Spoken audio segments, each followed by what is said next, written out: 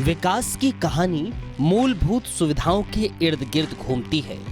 जिस राज्य में लोगों को मूलभूत सुविधाओं का अभाव हो, वहां के विकास के दावे खुद ब खुद अपनी पोल खोल देते हैं। लेकिन हरियाणा दूसरे राज्यों के लिए एक उदाहरण है, जहां मूलभूत सुविधाओं के लिए मनोहर सरकार लगातार प्रयास कर रही है। सड़क विकास का सबसे पहला स्तंभ। आवागमन में सुविधा हो, सड़क पर वाहन फर्राटे भरें और लोगों को आने जाने में बेहतर सुविधा मिले, इसी को ध्यान में रखकर मुख्यमंत्री मनोहर लाल नए नए एक्शन प्लान पर मंथन और चिंतन करते रहते हैं। यही वजह है कि अब गांव-गांव तक सड़कों का जाल बिछने वाला है। मनोहर सरकार प्रदेश में सड़कों के विकास पर करोड़ों रुपए खर्च कर रही है, ताकि प्रदेशवासियों का सफर गड्ढों से मुक्त हो। 850 किलोमीटर की सड़कें हैं और कुल सड़कें हैं ये 313, जिस पर लगभग 425 करोड़ रुपया खर्च आएगा। मार्केटिंग बोर्ड की सड़कें सामान्यतः जो वहाँ फीस आती है, मार्केट फीस, उसी में से बनाई जाती हैं, क्योंकि अभी पिछले 2-3 वर्षों से ये जो फीस आने का क्रम है ये थोड़ा कम हुआ है। मनोहर सरकार पूरे प्रदेश में सड़कों के लिए काम कर रही है। हर विधानसभा में सड़क बनाने का प्लान तैयार किया जा रहा है। दरअसल 425 करोड़ रुपए से 850 किलोमीटर की 313 सड़कें बनेंगी। गुरुग्राम और फरीदाबाद में 197 किलोमीटर की सड़कों पर काम चल रहा है। सड़कों के लिए बिना ब्याज विपणन बोर्ड को 150 करोड़ मिलेंगे। निर्माण और मरम्मत कार्य पर 141 करोड़ रुपए खर्च होंगे। 90 विधानसभा क्षेत्रों में 2750 किलोमीटर की सड़कें बनेंगी। कुल 561 सड़कों पर 541 करोड़ रुपए खर्च होंगे। ये एक दिन का प्लान नहीं है, बल्कि मुख्यमंत्री मनोहर लाल की सालों की मेहनत और दूरदर्शी सोच का ही नतीजा है, जो प्रदेश की हर विधानसभा में सड़कों का जाल होगा। 90 विधानसभाओं में वो अगले 1.5 साल में कुल 2750 किलोमीटर सड़कें ये बनेंगी। 1150 ये सड़कें हैं बनेंगी या रिपेयर होंगी, और इस पर 1660 करोड़ रुपया ये खर्च आएगा। इसकी प्लानिंग डिपार्टमेंट ने बनाई है। अब अगले 15 दिन में, 1 महीने में सारा इसका क्लियरेंस लेकर के और हम जो है टेंडर की प्रोसेस पूरी करके इस काम को चालू कराएंगे। छोटे काम हैं वो जल्दी हो जाएंगे, थोड़े लंबे काम हैं वो वही फिर मार्च 24 तक ये कंप्लीट करेंगे। गांव में देश की आत्मा बसती है। गांव के विकास से देश का और राज्य का विकास होता है। यही सोच मुख्यमंत्री मनोहर लाल की है। मनोहर सरकार का शहरों की तरह गांव के विकास पर फोकस है।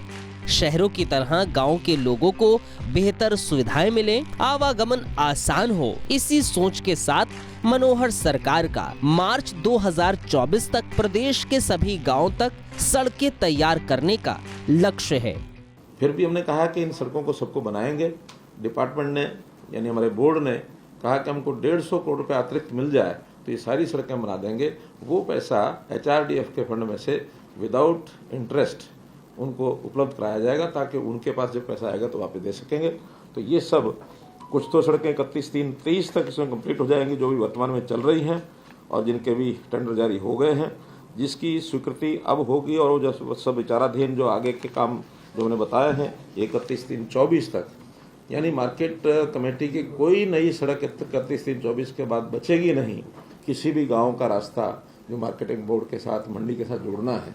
हाँ, कुछ नई मंडियां बनेंगी, उसके लिए हो सकता आवश्यकता पड़े, लेकिन वर्तमान में जो मंडी स्ट्रक्चर है उसके हर गांव तक की अप्रोच 31-3-24 तक हम सड़कें कंप्लीट कर देंगे। साथ साथ फिर रिपेयर का काम चलता रहेगा। लक्ष्य निर्धारित करने से पहले मनोहर सरकार सड़कों के निर्माण के लिए एक्शन प्लान तैयार कर चुकी है। मुख्यमंत्री मनोहर लाल की टीम सड़क निर्माण के लिए योजना का पूरा ब्लूप्रिंट तैयार कर चुकी है। कई सड़कों पर काम शुरू हो चुका है तो कई सड़कों पर काम चल रहा है। तो अब ये नई सड़कों की एक स्कीम, इसमें पहले तो सारी सड़कें स्थानीय बॉडीज को ही बनवानी होती थी, लेकिन उसमें 50-50 शेयरिंग ये हम करेंगे कि शहरों की नई सड़कें, जहां से प्रपोजल जो नई सड़कों का आएगा उसमें 50% पैसा स्टेट गवर्नमेंट ही अपने पास से देगी, ताकि वहां पर किसी प्रकार की उनको कमी ये न रहे। सड़क बनाना और उसकी निगरानी करना दोनों अलग अलग चीजें हैं। सड़कें बना दी जाती हैं, लेकिन निगरानी और मरम्मत के अभाव में पूरे काम पर पानी फिर जाता है। मनोहर सरकार की सोच हमेशा से ही दूरदर्शी रही है। प्रदेश में नई सड़कें बनेंगी और उसकी मरम्मत की जिम्मेदारी भी मुख्यमंत्री मनोहर लाल ने तय कर दी है, ताकि विकास की राह पर लोगों को गड्ढों भरी सड़क से परेशान न होना पड़े। नई सड़क बनने के बाद इसको हम हैंडओवर कर देंगे जिला परिषद को, और जिला परिषदों को बजट भी देंगे रिपेयर का, ताकि वहाँ एक इंजीनियरिंग डिपार्टमेंट हमारा खड़ा हो जाए। उनका चूँकि बहुत बड़ी संख्या में होता है, स्थानीय तौर पर हमारे जिला परिषद को ठीक से ज्ञान होता है, जल्दी से वो रिपेयर भी करा पाएंगे। यहाँ प्लानिंग में, योजना में, रिपेयर में समय ज़्यादा लगता है। शिक्षा विकास का सबसे बड़ा और जरूरी स्तंभ है। पढ़ाई लिखाई प्रदेश के विकास के साथ साथ खुद के विकास के लिए भी जरूरी है। महंगाई के जमाने में शिक्षा पाना आसान नहीं है, लेकिन मनोहर सरकार प्रदेशवासियों को शिक्षा उपलब्ध कराने के लिए प्रतिबद्ध है। ये मनोहर सरकार की ही प्रतिबद्धता है कि जो देश भर में हरियाणा 12वीं तक की स्कूली खर्च में सबसे ज्यादा राशि खर्च करता है, यानी कि शिक्षा की नीति हरियाणा में देश के अन्य राज्यों से कई गुना बेहतर और अच्छी है। देश भर में पर student per year school class तक 12वीं तक सबसे ज्यादा खर्च हरियाणा का है। नीतियां बनाना आसान है, लेकिन उनका लाभ लोगों तक पहुंचाना कठिन है। लेकिन जब नियत साफ और स्पष्ट हो तो नीतियों का लाभ मिलना सुनिश्चित हो जाता है। यही वजह है कि मनोहर सरकार की पारदर्शी नीतियों को देश के अन्य राज्य भी लागू कर रहे हैं। प्रदेश की ट्रांसफर नीति को कई राज्यों ने लागू किया है। रोड्स की बहुत आती है और रोड्स कई डिपार्टमेंट करते हैं, तो उसके लिए हमने कॉम्प्रिहेंसिव एक प्लान बनाई है, सभी डिपार्टमेंट्स की मीटिंग करके, चाहे उसमें पीडब्ल्यूडी है, चाहे एचएसवीपी है, मार्केटिंग बोर्ड है, एचएसआईडीसी है, हमारे टाउन कंट्री प्लानिंग का भी कुछ पोर्शन उसमें रहता है, जैसे एफएमडीए, जीएमडीए, तो ऐसे ये सारे डिपार्टमेंट है, उसके बारे में चर्चा करूंगा। और दूसरा विषय है, आजकल शिक्षा को लेकर के अनाप शनाप बयानबाजी लोग कर रहे हैं, स्कूलों को लेके, अध्यापकों को लेके, तो वो भी जो एक ठीक पिक्चर है वो आपके सामने मैं रखना चाहूँगा। तो आप उस पर भी पूरा, अभी तक जो आपने उसका एनालिसिस किया होगा, जो लोग उल्टी सीधे प्रचार करते हैं, उसमें से कुछ बातें आपके पास ध्यान में हो तो ज़रूर ध्यान कराइए। बिल्कुल ट्रांसपेरेंसी से सारी बात आपके सामने रखेंगे। बाकी 2-3 चीज़ें सूचनार्थ हैं, वो बड़ा विषय नहीं है। विकास की रफ्तार में हिंदी की जगह अंग्रेजी ले रही है। लोग भी अंग्रेजी स्कूलों में अपने बच्चों को पढ़ा रहे हैं।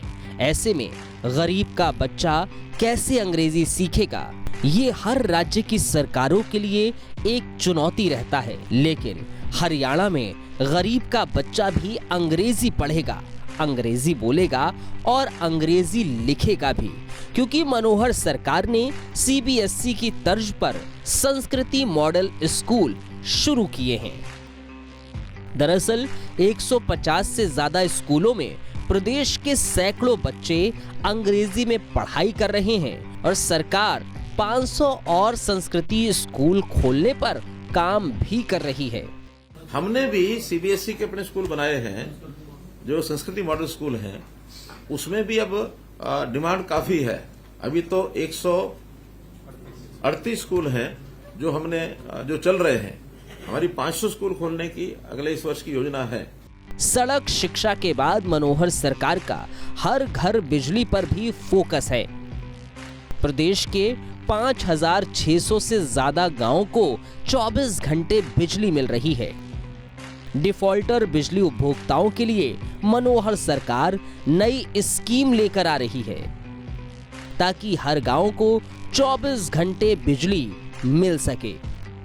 गांव-गांव और घर-घर तक मनोहर सरकार बिजली पहुंचाने के अपने वादे को पूरा कर रही है। मनोहर सरकार की नीतियों का ही ये नतीजा है। हर एक घर को 24 घंटे बिजली मिले। जो हमारे 5600 कुछ गांव ऐसे हैं जिनको बिजली 24 घंटे मिल रही है, 1000 के लगभग ऐसे अभी भी बाकी हैं जो 24 घंटे में नहीं दे पा रहे हैं। उसमें बाकी कारण इंफ्रास्ट्रक्चर के छोटे मोटे हो सकते हैं, लेकिन बड़ा कारण यह है कि उनकी पिछली पेंडेंसी वो खत्म हो जाए। उसके लिए फिर से हम स्कीम लेकर के आ रहे हैं। मुख्यमंत्री मनोहर लाल जन जन के लाडले हैं। लोगों के सुख दुख में साथ खड़े रहना उनको अलग बनाता है। सोनाली फोगाट के परिजनों से मुख्यमंत्री मनोहर लाल ने मुलाकात की। दुख की घड़ी में मुख्यमंत्री ने हर संभव मदद का भरोसा दिया। खुद मुख्यमंत्री मनोहर लाल ने गोवा के मुख्यमंत्री से सीबीआई जांच को लेकर चर्चा की। ये बताता है कि प्रदेश के मुखिया अपने लोगों के लिए कितना एक्टिव है। सुख में सब साथ देते हैं, लेकिन दुख की घड़ी में हर कोई साथ नहीं देता। लेकिन मुख्यमंत्री मनोहर लाल सबको साथ लेकर चलने वाले मुखिया हैं, चाहे विकास की बात हो या फिर प्रदेशवासियों के सुख और दुख की बात।